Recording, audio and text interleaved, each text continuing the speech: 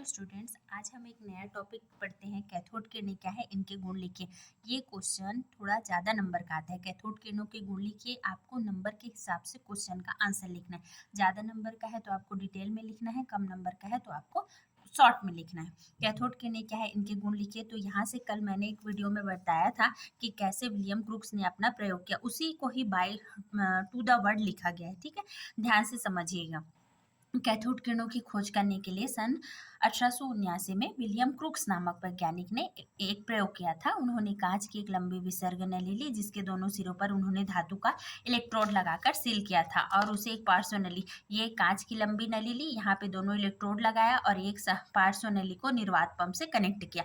आप साइंस में समझ के डायग्राम को याद रखें, फिर उसको आप अपने वर्ड्स में, थोड़ा सा टेक्निकल वर्ड्स का यूज करना है, उसके बाद आप उसको एक्सप्लेन कर सकते हैं। ठीक है, उसके बाद क्या क्या था, इन्होंने विसर्जन नली का दाब जो है निर्वात पंप की सहायता से 0.01 mm रखकर 10,000 वोल्ट का प्रवाह करने पर उन्हें क्या कैथोड से एक किरण, अदृश्य किरणें उत्पन्न हुई और जो एनोड की तरफ जा रही थी। विसर्जन नली की कांच की सतह पर हल्के रंग की प्रकाश से चमकने लगी। कैथोड से निकलने के कारण इन किरणों को कैथोड किरणें कहा गया। ये आपको जनरल एक इंट्रोडक्शन देना है। उसके बाद क्या है, कैथोड किरणों के गुण लिखिए। ये आपके बुक में थोड़ा डिटेल में दिया है, डायग्राम मैंने नहीं बनाया है, इस डायग्राम से मैं आपको समझा देती हूँ। इसमें क्या है कि कैथोड किरणें सरल रेखा में गमन करती है। तो इसके लिए क्या है कि हम क्या एक्सपेरिमेंट करेंगे, तो कैथोड किरणों के मार्ग में जब कोई ठोस पदार्थ रखा जाता है तो उसकी प्रतिछाया या शैडो विपरीत दिशा में पड़ती है। तो देखो यहाँ पे ये कैथोड किरणें जा रही है, यहाँ पे बाय द वे मैं कोई एक स्टार या फिर कोई गत्ते का या बोर्ड का कोई भी वस्तु रख दूं तो उसका शैडो इधर साइड में इस आगे पड़ता है। ठीक है, जिससे ये सिद्ध होता है कि कैथोड किरणें सीधे रेखा में गमन करती हैं। और आपके बुक में डायग्राम दिया है, ये सेटअप तो आपको करना ही है। यहाँ पे एक शैडो वाला, शैडो के लिए एक कार्ड या जो भी गत्ते लिया गया है उसका आपको बनाना है। ठीक है, अब दूसरा पॉइंट देखते हैं। कैथोड किरणें ऋणात्मक प्रकृति की होती है। तो इसको प्रूव कैसे करेंगे, कैथोड किरणों को जब किसी विद्युतीय क्षेत्र में गुजारा जाता है, विद्युतीय क्षेत्र मतलब जहाँ कैथोड और एनोड हो, धनावेश और ऋणावेश हो, है ना, तो ये किरणें क्या करती है, धनात्मक प्लेट की ओर मुड़ जाती है, जिससे ये सिद्ध होता है कि यह ऋणावेशित है। जब ये किरणें खुद ऋणावेशित होगी तो क्या होगा, धनावेश की तरफ चले जाएंगे। ठीक है, दूसरा क्या है, कैथोड किरणें चुंबकीय क्षेत्र से प्रभावित होती है।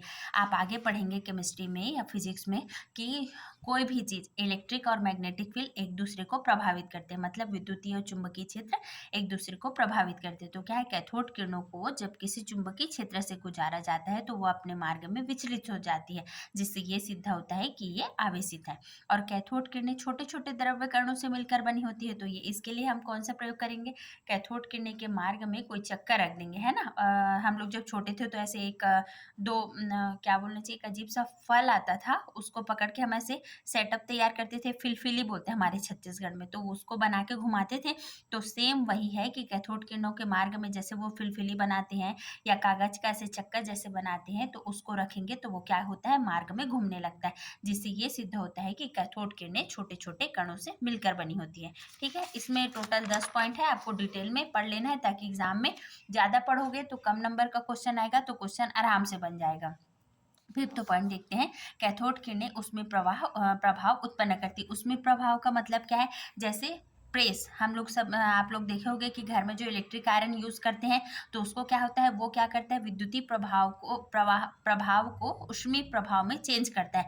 मतलब हमने करंट सप्लाई किया और प्रेस क्या हो जाता है, गर्म हो जाता है। तो जहां कहीं भी ये ऊष्मीय प्रभाव वर्ड आया, मतलब आपको ध्यान रखना है कि कहीं भी ऊष्मीय प्रभाव आया वहां गर्म होगा। ठीक है, तो क्या है, जब हम कैथोड किरणों के मार्ग में धातु की पतली पन्नी रख देते हैं तो वो गर्म होकर लाल हो जाती है, जिससे ये सिद्ध होता है कि कैथोड किरणें उसमें प्रभाव उत्पन्न करती है। उसके बाद ये है कि कैथोड किरणें एक किरण उत्पन्न करती है। तो जब उच्च वोल्टेज युक्त विद्युत क्षेत्र में त्वरित कैथोड किरणों को, ये आपको याद करना पड़ेगा, ये धातुओं के नाम है, टंगस्टन, मॉलिब्डेनम, प्लेटिनम।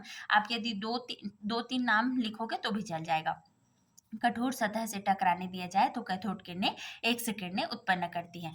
सातवां क्या है कि कैथोड किरणें गैसों को आयनित कर देती है। ये इन किरणों को किसी गैस से गुजारने पर ये गैसों को आयनित कर देती हैं। अभी आप आगे पढ़ेंगे कि आयनन कैसे होता है, इसको अभी बस आप वर्ड में ऐसे याद कर लें, गैसों को आयनित कर देती है। और कैथोड किरणें फोटोग्राफिक प्लेट को प्रभावित करती है। ठीक है, 8 पॉइंट। नाइन्थ क्या है कि कैथोड किरणें पतली चादर को भेदने की क्षमता रखती है। ठीक है, और 10वां क्या है कि ये विसर्ग नली के बाहरी कांच तथा अन्य पदार्थ जैसे जिंक ऑक्साइड इत्यादि पर हरी प्रतिदीप्ति यानी चमक उत्पन्न कर।